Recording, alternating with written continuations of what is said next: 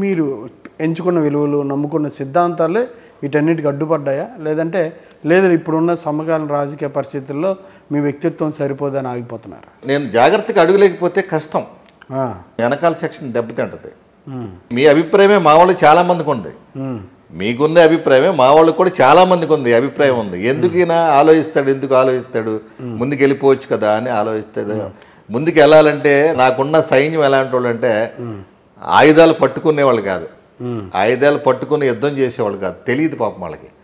ఆయుధం పట్టుకుని యుద్ధం చేసే స్థాయి వరకు నేను వెయిట్ చేయాలి. వెయిట్ చేయకుండా కొంతమంది వెళ్ళిపోవచ్చు. ఇప్పుడు రమేష్ గారు ఉన్నాడు, ఆయన దూసుకుపోయాడు, ఆయన నైజం అది. నేను ఆ రకంగా అది వెళితే ఏంటి, మైనస్ ఏంటి, ప్లస్ ఏంటి, మనం ఏంటి అని.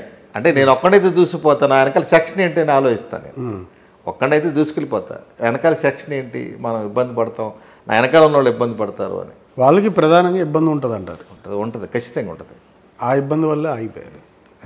ఖచ్చితంగా ఉంటుంది. రమేష్ గారితో మంచి పరిచయాలు, మంచి ఫ్రెండ్షిప్ కూడా రమేష్ గారితో గతంలో అందరితోనూ మనకి మా సెక్షన్ గౌడ సెక్షన్ అందరితోనూ మంచి పరిచయాలు ఉన్నాయి, రాష్ట్ర వ్యాప్తంగా పరిచయాలు ఉన్నాయి. అందరూ బాగానే గౌరవిస్తారు. నేను పిలిస్తే అందరూ వస్తారు. మీరు ఫంక్షన్లో చూస్తామంటే ఇప్పుడు మాకు వనసమారం చేస్తాం మేము, అందరూ వస్తారు, అన్ని పార్టీలలో వస్తారు. మీరు గౌడ సంఘానికి సంబంధించి రాష్ట్ర బాడీలో ఉన్నారు కదా? రాష్ట్ర బాడీలో ఉన్నా, వైస్ చైర్మన్గానేమో ఆయన ఉన్నాడు, ఎవరు రమేష్ గారు ఉన్నారు, వైస్ చైర్మన్గా నేను ఉన్నా. ఈ కేటగిరీ అంతా వైఎస్ఆర్సీపీ నాయకులంతా కలిసి సంఘం పెట్టుకున్నారు? లేదు, అందరూ అన్ని పార్టీల్లో ఉంటారు, దాంట్లో అన్ని పార్టీలు ఉంటారు.